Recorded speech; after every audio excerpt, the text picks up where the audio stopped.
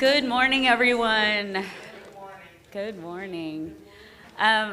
So I got home from a trip last night after midnight, so I'm running on fumes. So we'll just see how this goes. If everybody could go ahead and silence their cell phones, that would be much appreciated. You know how they are, they never go off until you're in church. So anyway, that would be great. So my husband and I went to New Orleans for the first time ever. Yeah. And so we expected we were going to get the opportunity to let the good times roll, which we did. And we expected great food, and we expected great music, and we expected architecture and history, and we got all of those things. We did a lot of tours during the day of different things. But one thing that we did not expect, and we were very, pleasantly surprised, was we knew there was going to be like Southern hospitality from people who worked like in hospitality roles, right? So like our waitresses were going to be kind and all that kind of stuff. But like to a person, the people who we encountered who were just people were so wonderful to us. And they were from all over the place. Chicago, Great Britain, Nebraska, all over, right? Our waitress at one place, we started telling her what it's like to live here, and she said, "I'm gonna interrupt you, I'm from Oregon." And I go, "Oh, okay, yeah." Because my spiel was like, do you want to get out of the heat? You should come see us, right? And so anyway, it was just a really wonderful trip. And it kind of reminded me why I like to travel, right? Why it's important to get out and meet new people. And one of the best people that we met was a man who was there with his daughter, who was from Virginia, who had traveled all over the place trying to find her a college.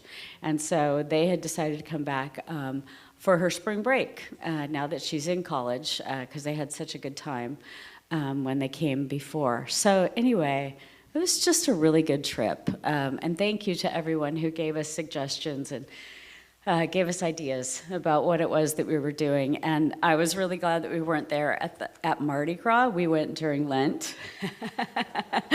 which was a good level of crazy.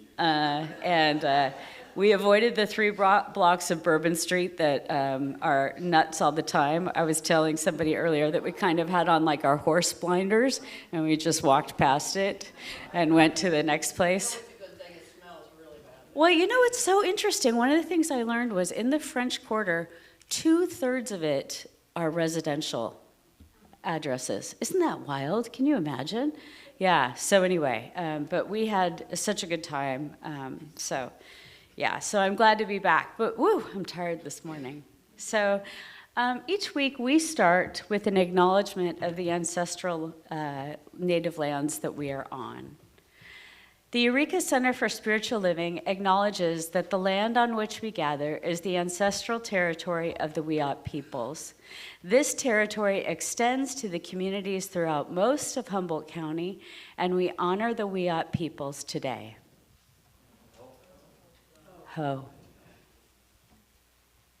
All right, so Donna? Please stand. We will sing this together. Good. Up tempo. All right, instructions.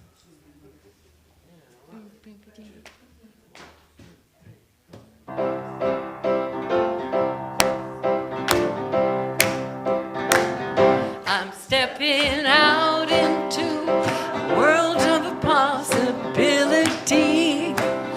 I'm stepping out into a whole new way to live. There's so much waiting for me. The path is clear before me. I've got so much that I have yet to live. I'm stepping out and I'm committing to integrity. I'm stepping out, release every fear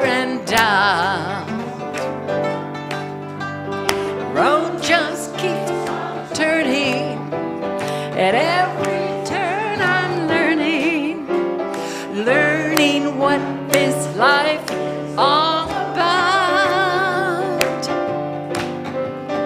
I'm stepping out.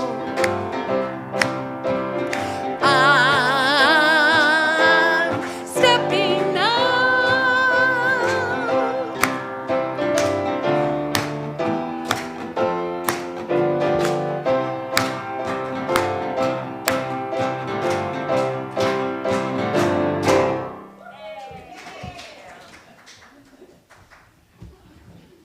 All right, so here is our opening affirmation. So we'll say this part together and then turn to someone and say the second part. We are a welcoming community where the vibration of love lifts us, the wisdom of the ages inspires us, and the science of mind teaching empowers us. I honor the path that brought you here today.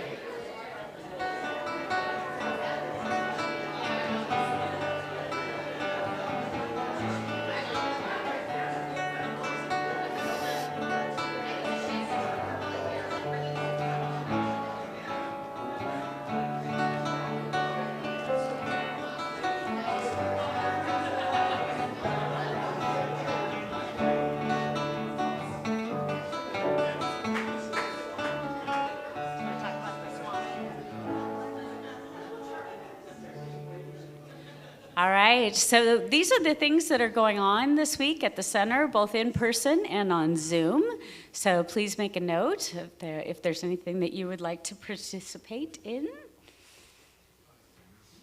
And Angelica's going to come up and tell us about the Swami Banandananda. Well, I was happy to see that people were coming to me this morning saying, oh, I want to buy my tickets. As of yesterday, or I talked to him yesterday, even though he has the little QR code on the posters that are all over the place, he's only sold 9. And we've sold 20-something. And he said his people from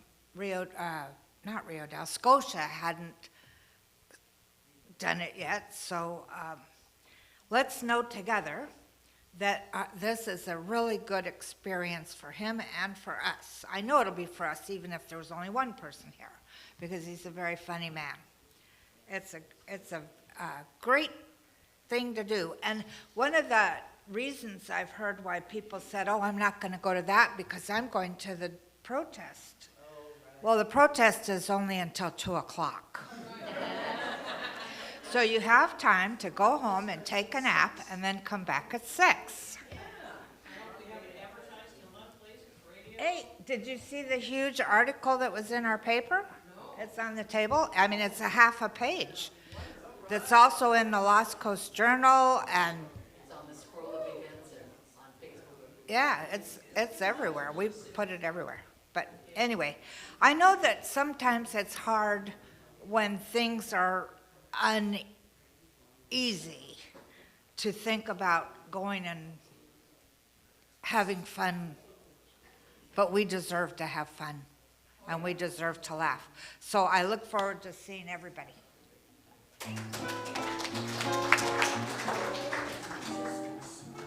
Lori, would you like to come up about the plant sale?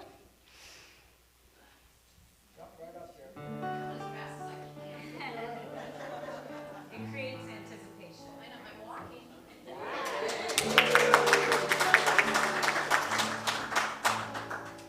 I never thought I'd get an applause for walking. Just never know what's going to happen in your life. I've had so many people come up to me and say, I've safeguarded my shower since your experience, Lori. And I'm like, oh, I'm so glad I can be helpful. Okay.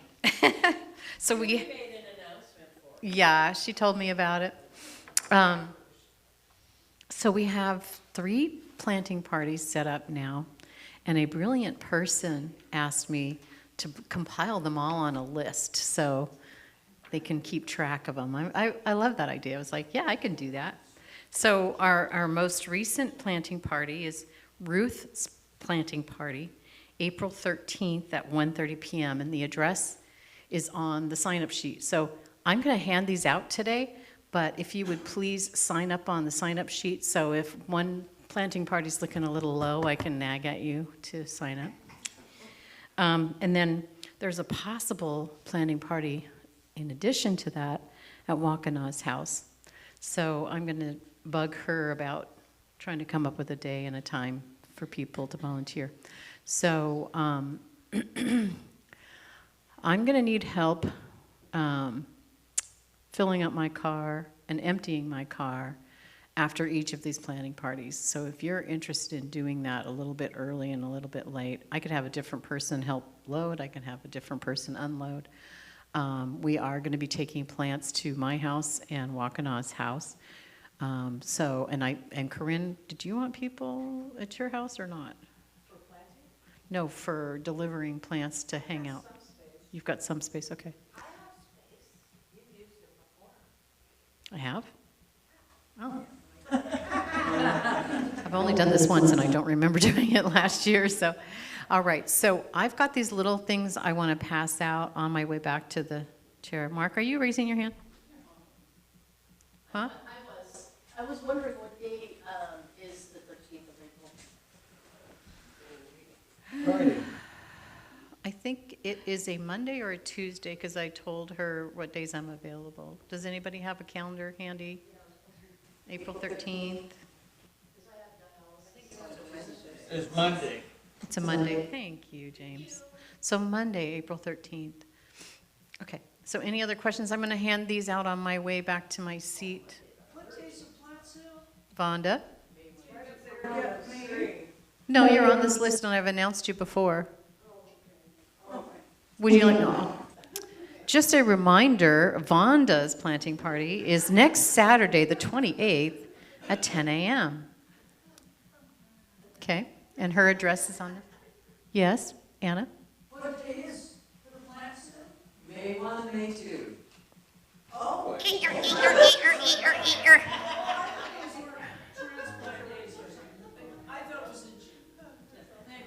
Yeah, last year was April 4th and 5th, and that was a little early for some of us. Louise? I was doing some gardening in my own yard.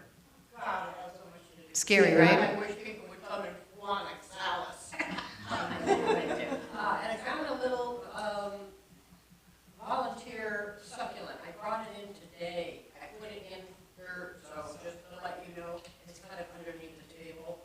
Does that mean you're going to take care of it between now and the sale? That's right.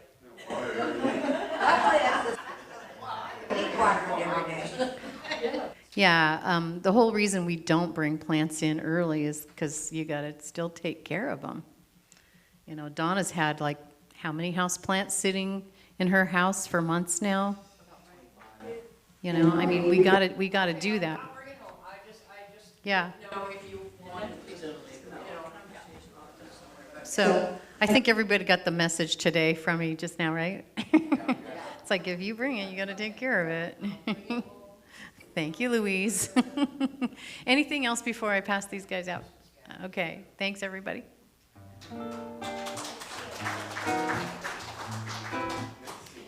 Thank you, Lori. So our practitioners are available after the service if you need to talk to someone, if you need some support, if you want to know more about what this place is all about. Please talk to one of them after the service. I see that this morning we have with us Edward, Scott, Reverend Angelica, and Susan is here as well.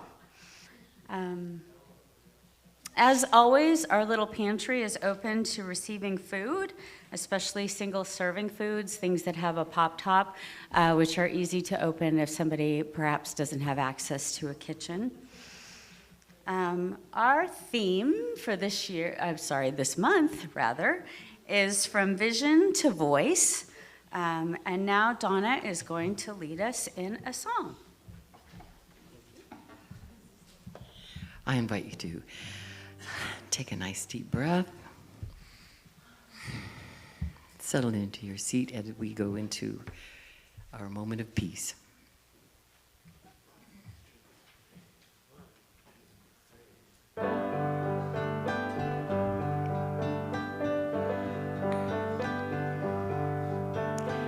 in. Take two.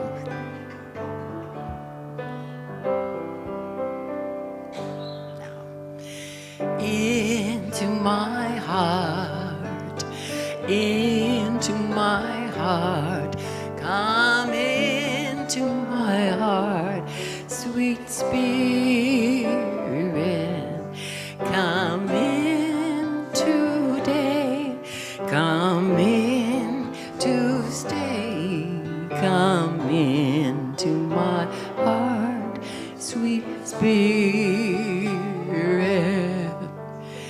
Into my heart, into my heart, come into my heart, sweet spirit, come in today, come in to stay, come into my heart, sweet spirit. Into my heart, into my heart, come into my heart, sweet spirit, come in today, come in to stay, come into my heart, sweet spirit.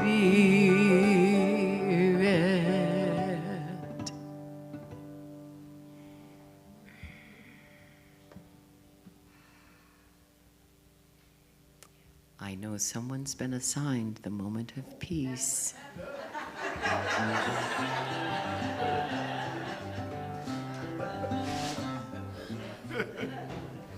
Yeah, I was going into my heart. Okay. I want to say first, on behalf of New Orleanians everywhere, Tiffany, thank you for loving our city. And in the words of that spiritually enlightening program of yesteryear, the Beverly Hillbillies, I'll say, y'all come back now. Yeah.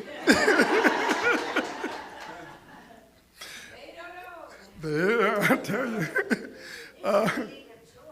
I really have. I used to do that. I used to drive the horse and buggy through the French Quarters and tell everybody the history and everything. So I know it pretty well. Yeah, it would. But I'm too old now. I'll be 75 on Tuesday.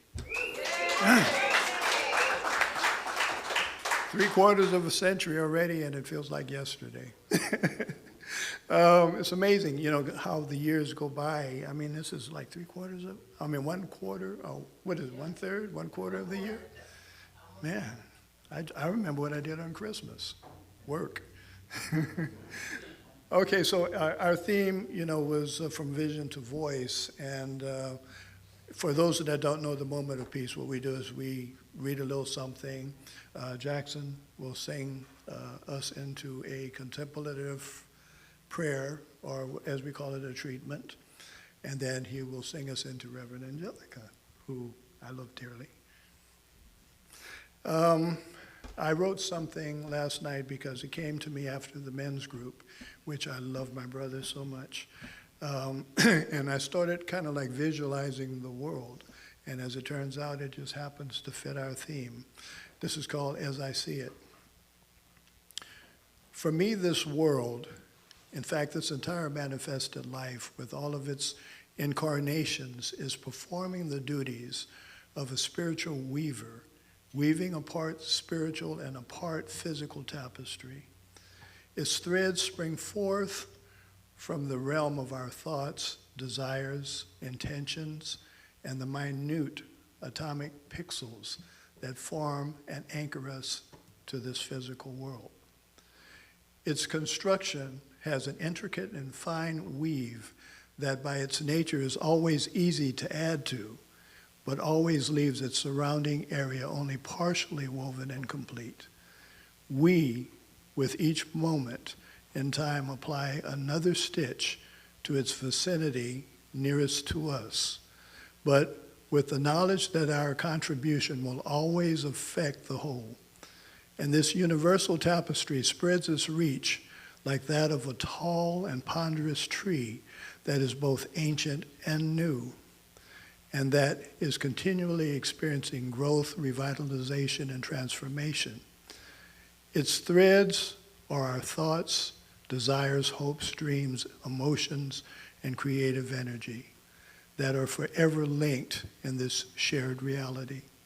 It is truly a vast and ponderous thing to behold, with each area linked to each individual and each thing by a spiritual thread which serves as a pipeline that flows from us and serves as our individualized and constructive pathway for its creation. Our tapestry is a living and growing record of our spiritual presence and our passage through mortality.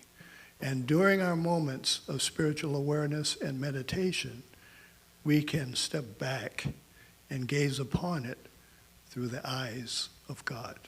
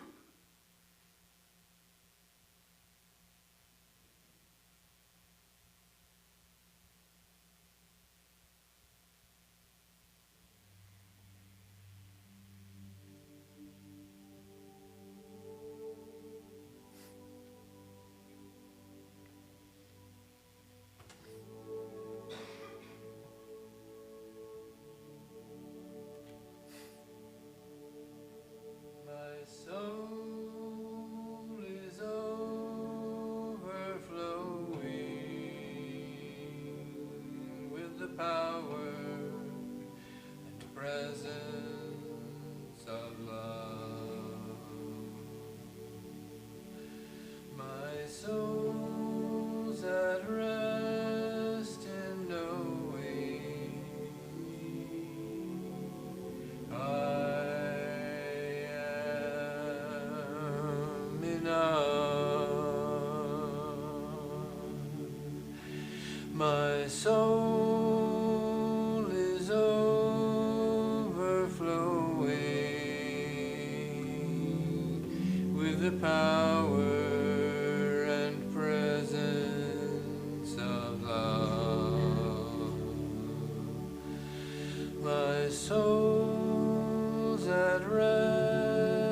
in knowing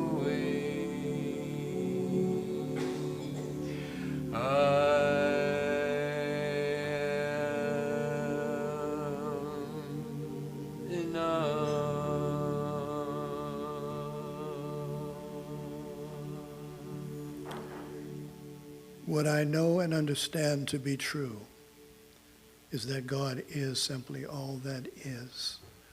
Every speck of dust, every planet, every star, no matter what you see, no matter what you can imagine, even imagination itself is an aspect of God. God is creation. God is ever creating. It's his nature, or her nature, or its nature. And we, as manifestations of God, are the same. All that we see around us, all that we use, all that we sit upon, all of this came from our imagination and was created by us as aspects of the creative energy of God.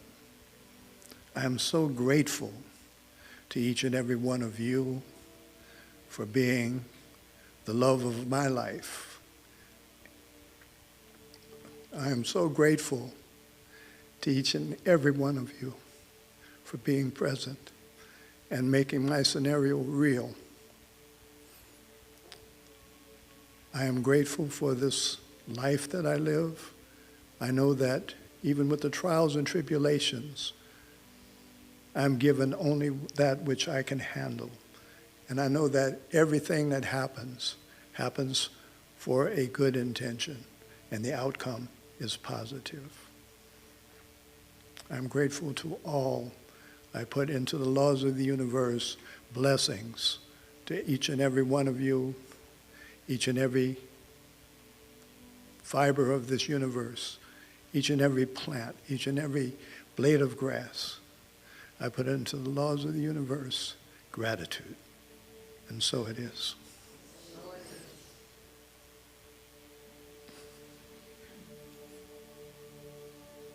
My soul is overflowing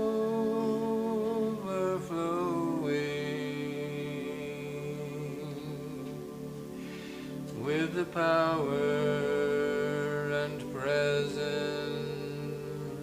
of love.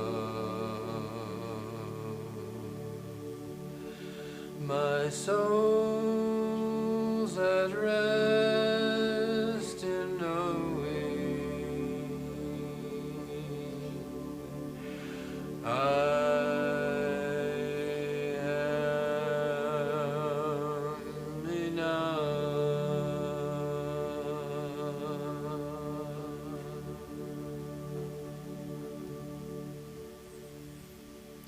Speaking of enough, that's enough of me. Let me bring forth our wonderful minister, Reverend Angelica.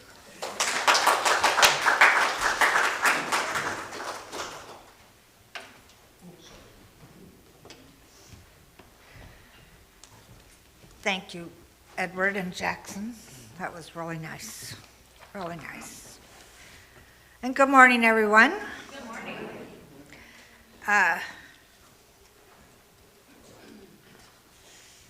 My glasses are doing something weird. It's like too many lights.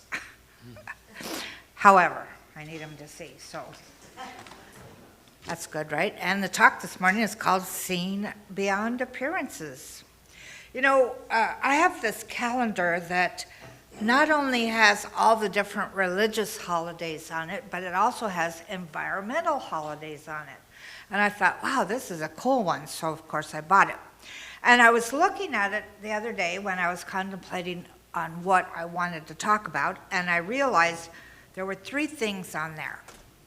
One was last sundown on Thursday started Eid al-Fitr. Now, I'm not sure I'm pronouncing that right, but it's the end of Ramadan, a holiday at the end of Ramadan.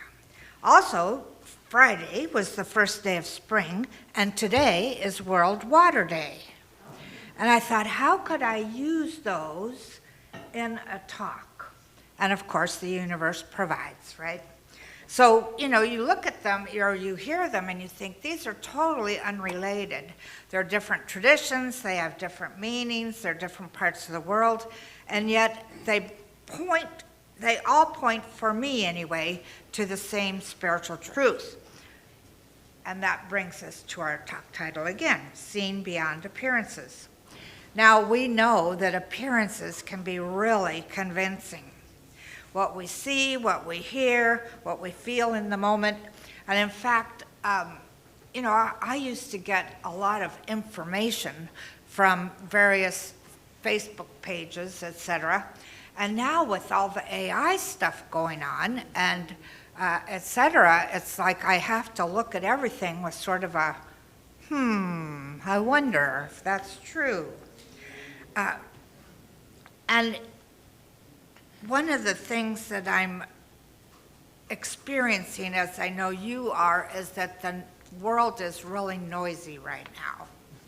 It's really noisy and it's really uncertain, it's really fearful, it's really divided, and everywhere you turn, something is pulling at our attention. And so if we only look at appearances, it can seem like that is the whole story. But spiritual teaching invites us to look even deeper. So spiritual teachings lead me to ask, what's really true here? What is really true? And so I want to use these 3 days that I talked about to move into this topic. So Ed al-Fitr is millions of people around the world completed a month of fasting during Ramadan. From sunrise to sunset, no food, only water. And on the surface, that looks like deprivation, but that's only the appearance, because underneath that is a month-long practice that is sacred, a turning inward, a deepening of their prayer work, a remembering of what truly matters. And at the end of that month is this Eid al-Fitr, which was Thursday, and that is a big celebration where they have a huge dinner, they have joy and gratitude and connection, and so what looked like giving something up was actually a way of becoming more aware, more present, more connected to the divine. And I thought, wow, a whole month. I mean, some of us have problems just with Sundays. So to me, this is seeing beyond appearances. And then Friday, which was the first day of spring, I got in my car this morning and I looked up and my roses are already reaching above that 8-foot fence and totally leafy. And I noticed that my cherry tree had a blossom on it. It doesn't have any leaves, but it had a blossom. And then as I started looking at the branches, I'm going, wow, there's lots of buds up there. That's going to be totally white pretty soon. And driving down Boone, for instance, I've been watching the trees there suddenly, just blow up with beautiful blossoms, pink and white, and, the yellows that I mentioned a couple of weeks ago as being the first color of spring. But, so for months, everything seemed still. Everything seemed bare, naked. There was very little visible growth, right? And it appears as though nothing is happening. And yet, underneath the surface, something has been unfolding the whole time. The seeds have been getting ready, life has been gathering energy, and the energy has been building and building. And then suddenly, we begin to see it. New growth, new color, new life. Spring reminds us that what looks dormant is often just becoming. And this, too, is seen beyond appearances. And then there's World Water Day. I never had heard of World Water Day before. But when I started to think about water, I realized this is a thing that is so ordinary and that we use all the time, and we never really think about it. We turn on the faucet, we fill up our kettle or whatever.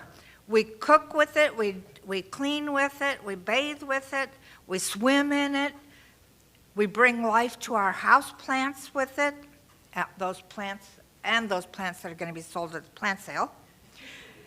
And what we know is that without water, as I started to think about this, without water there is no life. It sustains everything. It nourishes everything. It connects everything.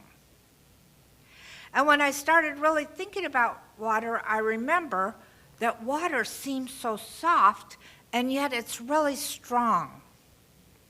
You turn on your faucet. I put the dog dish, I was taking care of Frida for the last 2 weeks, put the dog dish under the faucet outside and turn it on, and it doesn't just drip in, it goes, and I have to turn it down so it's not spilling all over the place. But when you look at nature, the Grand Canyon was created by water. Think about that for a minute. It can carve through stone. It's strong. So to me, this meant that anything that appears really soft is strong. What appears ordinary is essential, and what appears simple is sacred. And so what does it mean to see beyond all these appearances? It doesn't mean that we deny what's happening in the world. It means we look deeper. We remember that beneath the fear, there is still life. Beneath division, there is oneness. Beneath uncertainty, there is still presence, and that's with a capital P, the presence. And we remember that what we're looking at is not the whole story. I know that all of us have had the experience of chatting with someone that they just met, and you walk away because of what you visually imprinted with and what you heard in the conversation, etc. You walk away thinking that they're a certain kind of person. And later on, you might find out something totally different. You either find out that maybe they're not as nice as you thought they were, or maybe you find out that they're much more generous and loving than you thought they were. But one of the things we're learning is that we have to see beyond appearances in each other and remembering that what we're seeing is not the whole story. So we have differences of belief, differences of opinion, differences of experiences, etc. And spiritual vision asks us to see more. It wants us to see life with a capital L in absolutely everything. Everything. Now, I know that's difficult. Sometimes you see people that you just can't believe that they're continually doing things over and over again, or maybe not even the same things, but a new thing every day that just comes across like, oh my God, how could that person say that? How could that person think that? And I've had a really hard time saying, this too is God. But I remembered my teacher, Reverend Helen Street, saying, sometimes you have to realize that everyone's wearing a costume. And beneath that costume, there's something else. If I start now looking at everything and everyone as being spirit, and allowing myself to understand what I really believe about spirit, then my vision of the world will change. I will begin to see beyond appearances even when it's not obvious. And that's our job. I really feel that we're in this particular teaching at this particular time to know a higher truth, not to be mired in the mud or the swamp, but to allow ourselves to rise up and recognize that, like from Ed of Fatir, that what looks like sacrifice may be transformation. From spring, what looks like it's dormant may be new life emerging. And from water, what looks ordinary may be sacred. I sort of like all three of these things. Transformation, new life emerging, making the ordinary sacred. You could start at home. Start at home. Start seeing what is it around your home. I happen to be a person that doesn't put things away right away.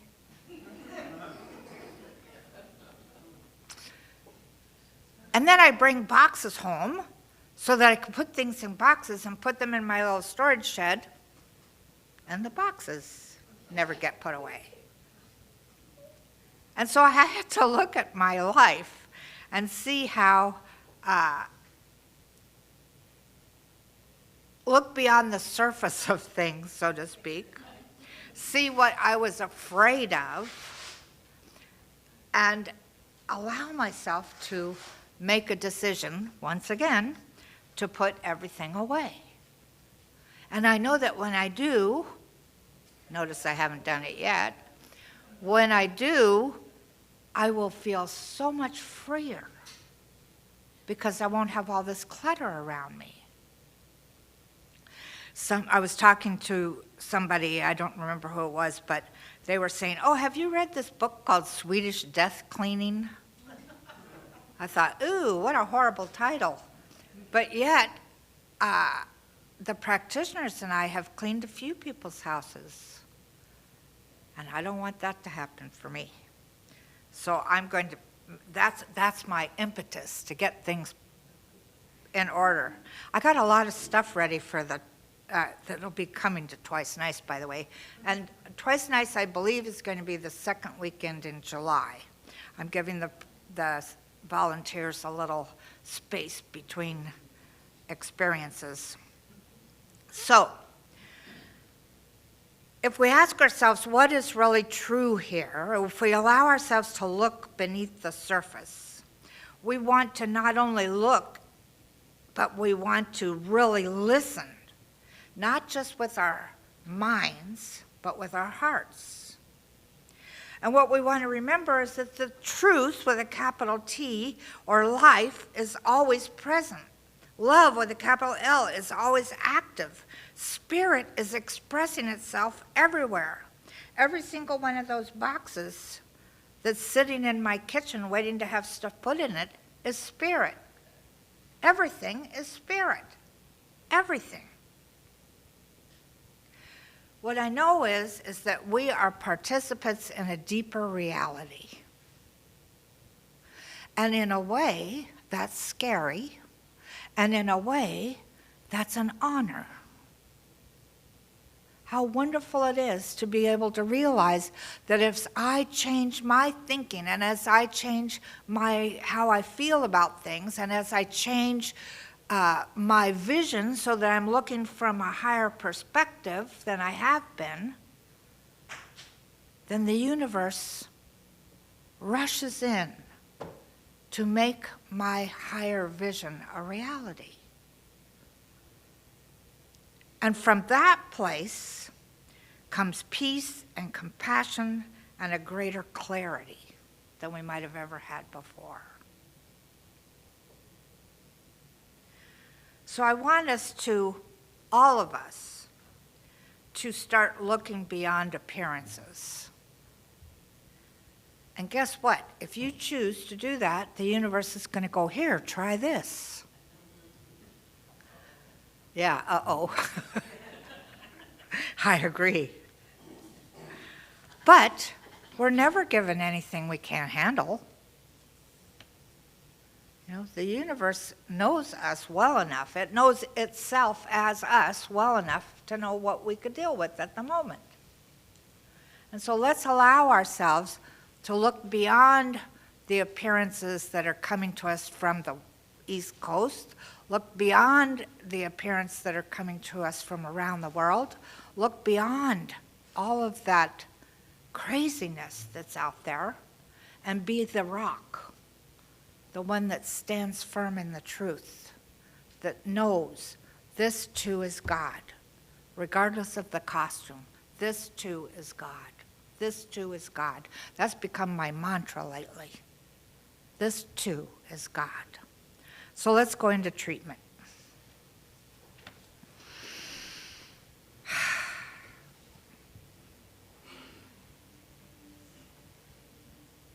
Edward started his treatment out after the peace meditation in gratitude. And I think this is the easiest place to start, is in gratitude. To look around in our lives and say, this too is God, and I am so grateful to know this. I am so grateful to be consciously aware that everything, everywhere, is spirit. That we are living, we're an embodiment of a divine energy. Everything is an embodiment of a divine energy. And so we celebrate. Together, I know we celebrate this idea. It's all spirit. And we choose what spirit is for us. And for me, I know that spirit is peace and compassion and kindness and love and joy and sense of humor. And so I allow myself to experience the divine, knowing those things are true. And I know for each one of us that as we choose the qualities of spirit that we want to experience, that we want to have around us, the universe says yes, yes, yes. And so I focus right now on peace. I know for us, for this whole planet, that we are that beautiful blue pearl that one of the astronauts called us. From his perspective, there was no war, there was no famine, there was no poverty. There was just beauty. Blue beauty. And blue being a color of healing, I know for all of us that this is where we are. We're vehicles or the embodiment of the healing presence. We're the embodiment of peace. And so we claim this. We know it is so. We're so grateful for being a part of it. And so it is.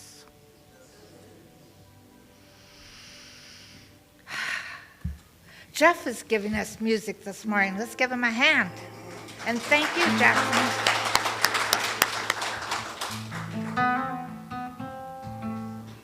I had a whole introduction planned. Never mind.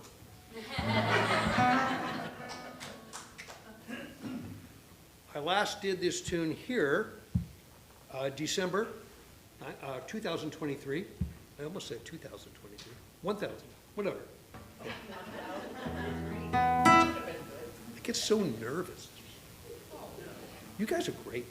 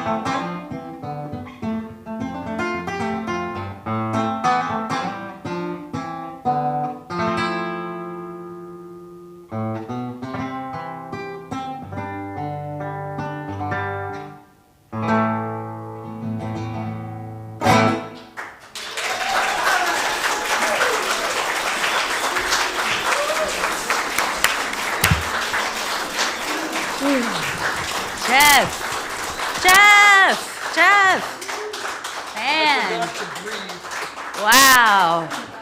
Whew, you forget how good of a song that is until you hear it acoustically. Wayne's World was wrong. Oh my God, totally wrong. Yeah, the sign about no stairway? Not here. More stairway. More stairway. More stairway. All right. So it's now time to share our gifts, if you'll join me. I gratefully give from the fullness of my abundance, knowing my gift blesses this center, all in it and beyond. And so it is.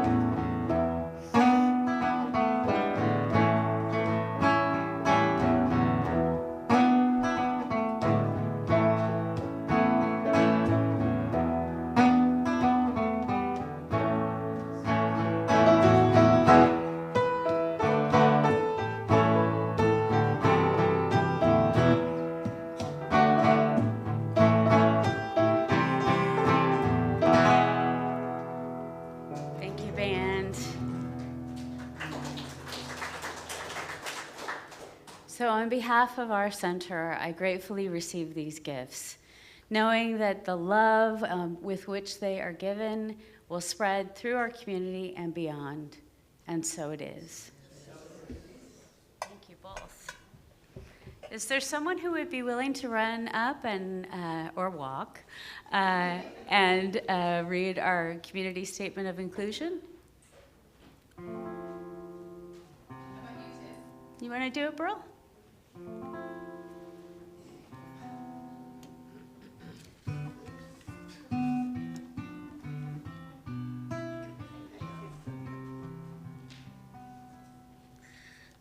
Community Statement of Inclusion. We, the Eureka Center for Spiritual Living, are a community that celebrates diversity, fosters inclusion, champions inner work, and creates space for brave, vulnerable conversations. We are a community that honors the unique emanation of God that each person embodies and advocates with people for human rights and dignity for all.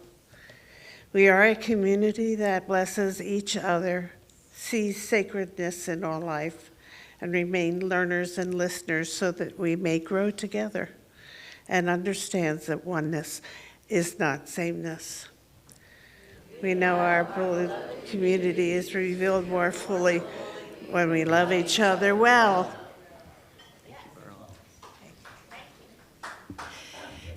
If you would please stand and make a circle around the room, we'll share in the peace song.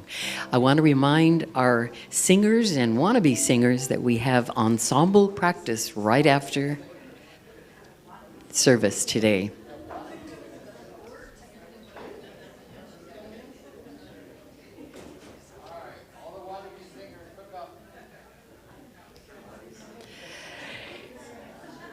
If you can speak, you can sing. If you can walk, you can dance.